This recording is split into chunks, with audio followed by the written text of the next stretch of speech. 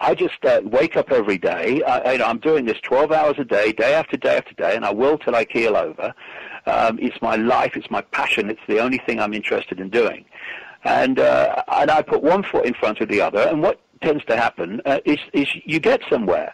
Now, I've had a number of efforts to undermine me financially, people being put in my life to undermine me. In fact, the people that have caused me most at my work, my health and everything, most difficulty, most stress, and been the biggest challenges, have been people who have expressed their love and support for me more than anybody else. So, there are many, many different ways to undermine someone or attempt to without actually pulling a trigger. But what you do is, no matter what is thrown at you, you get up off the floor, you brush yourself down, and you carry on. And when you do that, when you keep being the rubber ball who you can undermine, you can cause stress for, you can cause difficulties for, and all the rest of it, but the rubber ball keeps bouncing. And it's not that I've had 20 years where I've just been left alone. I mean, I've gone through the most extraordinary, staggering levels of ridicule and abuse in this country, Britain particularly. But I've had efforts to undermine me all over the place. But what you do is you get up, you brush yourself down, and you start all over again. And when you do that, you cannot be stopped. David, I have to ask you this question, too, because somebody knew I was going to be doing this show with you, and they wanted me to ask you this question, and I'm curious what your answer is. Now, there's some proof out there that there are electromagnetic weaponry, things that can interfere with people's consciousness. There are electromagnetic fields as a form of stopping people, making them sick, giving them cancer, those kinds of things. What's your take on that whole topic? What do you feel is truthful about that? I think there's no question that's true. Yes. I mean, I've gone through some amazing, funnily enough, electromagnetic attacks myself. They've actually pretty much stopped now, funnily enough. But around the end of 2009, right across January and February, every night, virtually every night, I would wake up and there would be these tremendous electromagnetic fields in the bedroom.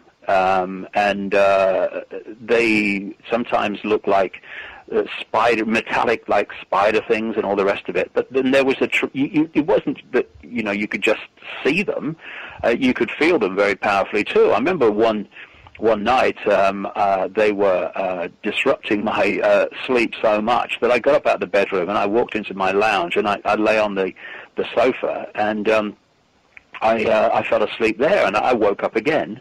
And I looked across, and next to the television set was this, Catherine wheels, these fireworks Catherine wheels. Mm-hmm. There was a spinning kind of Catherine wheel of, it wasn't colored, energy, and it was spinning with extraordinary speed. And in the middle was, again, a spider-like, metallic spider-like thing going out, like the core of it. And I watched it. It wasn't that it was just there for a few seconds and then went. I watched it for about a minute and a half, and I got up, and I thought, I'm going to see what this is going on. I walked towards it, and as I walked very close towards it, it had gone. And this went on for weeks and weeks and weeks, and then just suddenly stopped. I have it, kind of maybe 2 or 3 times a month now, but nothing like as intense as I did then. What that was all about, I have no idea. But that was, and that at the time when I was going through that experience, it was disrupting my health. My rheumatoid arthritis, which is not good at the best of times, was very, very bad then, and I had 1 or 2 other health situations. But again, I'll be honest. What I used to do, I used to wake up, turn over, see all this metallic, electromagnetic stuff around me, and I I would, shall I say, give it the finger, and then then I would turn over and go back to sleep. It was quite funny because instead of, oh, they're out to get me or whatever, it's like, okay, whatever, throw anything at me. I'm not bothered. Do you think that lack of, I mean, do you think that the fear equation is also included in this? Because if you're afraid that they can get to you, then that changes the whole game, doesn't it? No, that's a very important point, because what we're dealing with here is frequencies that are either compatible or not compatible. You know, if someone is vibrating to the frequency of radio 1, when radio 2 tries to attack it, it can't do it. It can't do it because radio 1 and radio 2 are on different frequencies. Once you get, and of course the base frequency of the control system is fear. It's low vibrational emotion. And an interesting thing that I've noticed in my life over the years is one of the ways that the attempt has been to undermine me, and it's going on at this time, funnily enough, not that it will work, is to create situations and people around me that will pull me in to that low vibrational emotional state. Because once you're pulled into that, you're actually syncing with the vibrational frequency of the control system, and then they can start to make an impact upon you. And so if you can stay outside of that, then you're vibrating at one frequency, the control system's vibrating at another, and never the twain shall meet. This is why it's so important. And I'm speaking to myself here as I say this. You know, I'm not the guru, Buddha, sitting on a mountain cross-legged saying, this is what you must do. I've sussed it. You know, we're all in this, and we're all kind of working to get ourselves in a certain state, me included. But when you're aware of it, it makes it more easier. And what we need to do is to just hold this understanding that we are infinite consciousness having an experience. We're not the experience. I'm not David Icke. David Icke's my experience. I'm infinite consciousness having an experience as David Icke. And when you come from that perspective, it helps you hold perspective on the experiences that we have instead of being pulled into them, so that you are the experience as well as having the experience, which means that you're pulled into a vibrational state where if it's an unpleasant experience and a stressful and fearful experience, well, then you're being pulled into the stadium in which the control system plays at home. And it's important that we hold this understanding, and it's a real challenge because all the 5 sense influences are telling us that you are David Icke, you were born in Leicester in 1952, and you are just one person, just Joe Public. You have no power. But if we can resist getting pulled into that, to realize that the reflection in the mirror is the reflection of the experience. It's not a reflection of who we are, though you can see who we are through the eyes often. Then you're in this world, as I've said many times before. You're in this world having the experience, but you're not of this world in the point of that you're perceiving the experience, and that can have a very powerful impact on not getting pulled into fear and stress and all the rest of it, which allows you to enter the control system's stadium on which it wants everybody. That's why it's created a society which is there to generate maximum fear, maximum worry, maximum anxiety, maximum conflict. It's because they want us in a certain vibrational frequency range, because that's the one that they can lock into us through. Now, this brings up my next question. Now, so raising our vibration is a way to protect ourselves, to keep us out of that, to free us from that. In one of your books, forgive me for not remembering which one it was, but one of the books you described how the New Age movement is manipulated towards, in some senses, a New World Order also, as being one. How is that? How can you explain that for those listening, how that's being done now?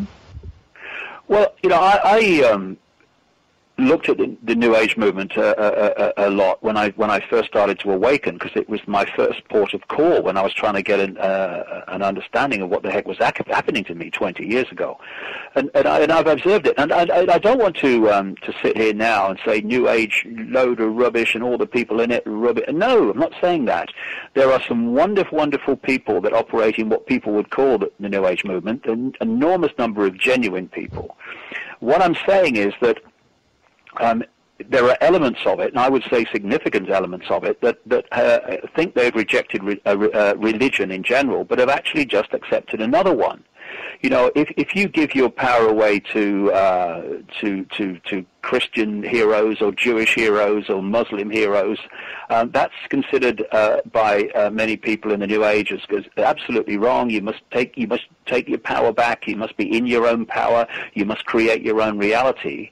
You must express your uniqueness. And I agree with all of that. Mm-hmm. But then I see. For instance, you can go to Sedona, you can go to Glastonbury, or you can go to India, as I did a couple of years ago, and you can see a New Ager from 100 yards by what they're wearing. And then I've been into these ashrams in India, and I've seen New Age people going through religious rituals that are absolutely straight out of Hinduism and Islam and Judaism and Christianity in the way that they're performed. I see people wearing the same type of clothes. I see people having their own kind of heroes or divine figures to give their power away to. I mean, it used to be Ashtar Command for some people a long time ago, or it's Sananda, or it's the Great White Brotherhood. Mm-hmm. And for me, there was a great song years ago. It wasn't actually a great song, but the theme was it. It was by a guy called Val Dunican, an Irish singer, when I was a kid, and it said, "Walk tall, walk straight, and look the world right in the eye." That's what my mama told me when I was about knee-high. And if we are infinite consciousness and we are expressions of the infinite one, then we should be looking each other in the eye. Oh, yes, respect other aspects of consciousness for what they're doing, what they stand for, what they're expressing. Yes, good. But don't get a crick in the neck looking up, because you are them, they are you, I am you, you are me. And I still see hierarchical structures big time often within the New Age movement. And hierarchy is illusion. Hierarchy is the control system. We cannot have a situation of hierarchy and then claim that everyone is an expression of the one. We either are or we're not, and of course hierarchies are the way that the control system imposes itself in so many ways, because hierarchies are the few dictating to the many, and that can be a few bankers dictating to the entire banking system, a few politicians dictating to an entire nation, or it can be a few heroes in the New Age dictating or allowing them to be themselves to be dictated to when they are the vast majority. And for me, these blueprint structures of the control system, you find them everywhere if you look for them. Mm-hmm. And it's hierarchy is the old limitation. I'm above you, you're above me, I know my place. That's the old epoch. That's what's coming down. The pyramids of power, they're coming down because that's an expression of the old energy. And it's a shame that so much of the New Age, or significant swathes of it anyway, are still into hierarchy. It's not the way it is. I would suggest anyway, but everyone must believe what they want to believe, of course.